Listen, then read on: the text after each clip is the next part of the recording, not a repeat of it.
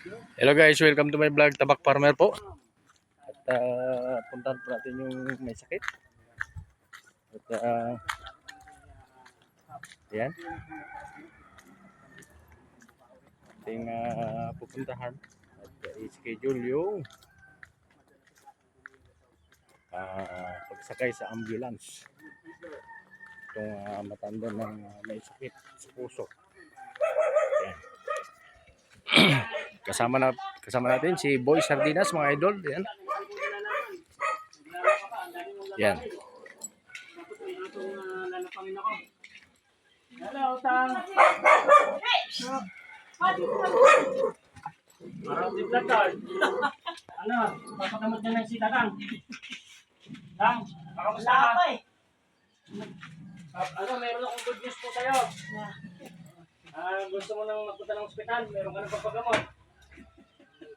Ha? Lalaki ka. Hindi nga, may dadali ka na. Dadali mo siya sa ospital. Nakausap ko na si Kapitan. Anytime daw yung ambulansya, wala pong bayad. Ayun po. Opo. Kaya yung ibibigay ko po sa inyo, yung pabigay ng sponsor nyo is madadala niyo pong buo sa ospital. Kaya meron kayong budget at kung ano man yung gastos nyo, yung gastos po kayo. Mga siguro Miyerkules pa kuya. Pwede pong pumunta po kayo kay Cap bukas, kay Cap Penny. Sabihin niyo po, pa-schedule po kayo ng Miyerkules sa ambulansya. Pag sinabi niya pong hindi pwede sa Miyerkules or sabi niya Biyernes o Huwebes, yun po, Okay lang. susundin niyo po yung schedule. Opo, basta may budget na. May budget kayo. Tapos, punta po kayo kay Cap bukas, no? Opo.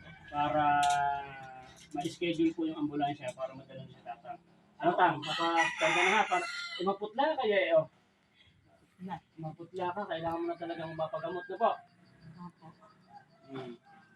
Dalawa po kayo Tatang pupunta ng ospital. Opo. Sama ko isa kong ano.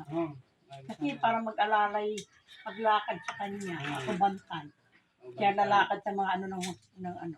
Sige po. Sa mga papel din po sa yung papel niyo po dati, dadalhin niyo yun. Opo, lahat po. Dadalhin niyo po. Yung Sabad Santos po. History, yung history Abad kasi Santos kailangan pala din. po, Amang Rodriguez. So Abad Santos po pala, Cap Penny.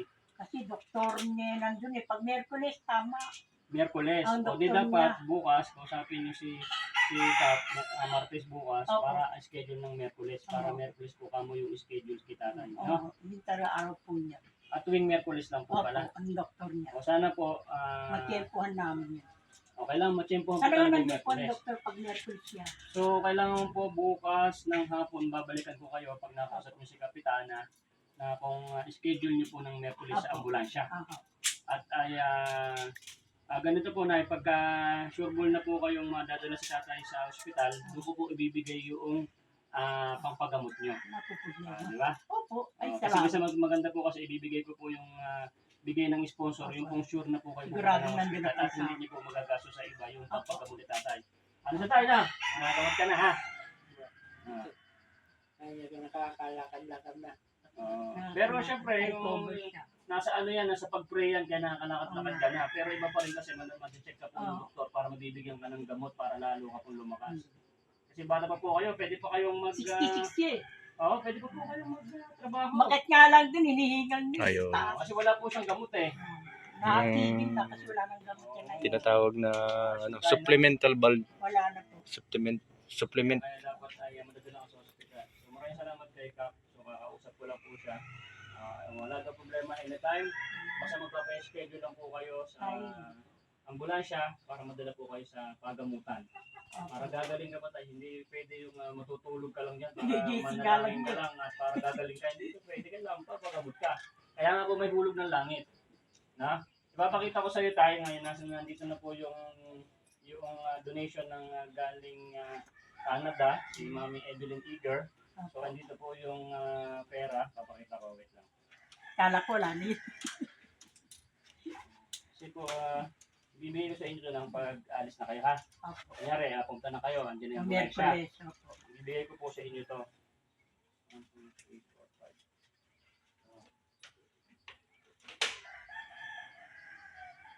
5. So, ito tayo. Ito na yung 5,000, ha? So, ibibigay ko po ito kay tatay pagkapunta na po sila ng ospital. Para po ay makita po ng sponsor na ito pong donation niya is dadalhin po talaga si tatay sa ospital. Okay, tay. Ikikip ko lang to. Pag sa Merkules po ay aalis po kayo, ibibigay ko po sa inyo to.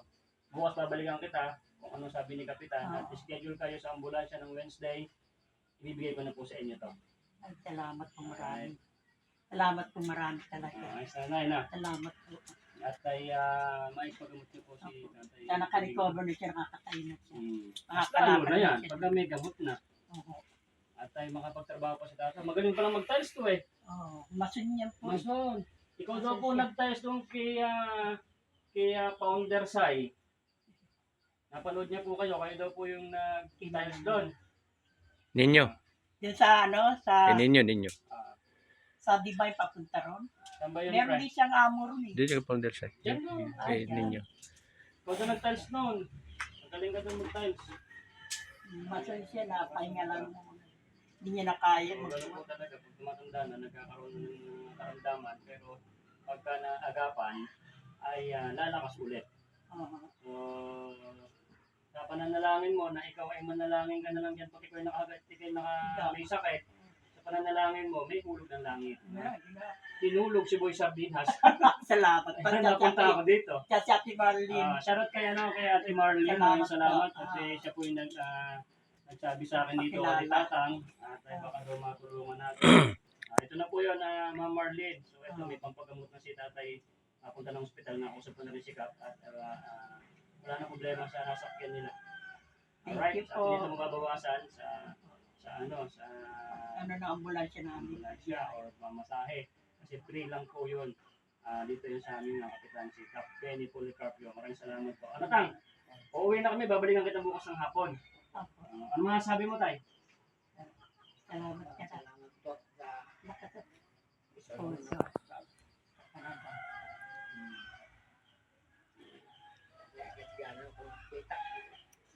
Papacheck up mo rin yan. Parang iiyak ka. Huwag iiyak. Kung naiiyak tatay, naiiyak siya saya. Mapagamot ka pa. Yung tatay ko po hanggang ngayon po, sama nyo na lang sa pray. Yung tatay ko po naka-confine pa rin po sa East Avenue. Yan naman po ay may cancer.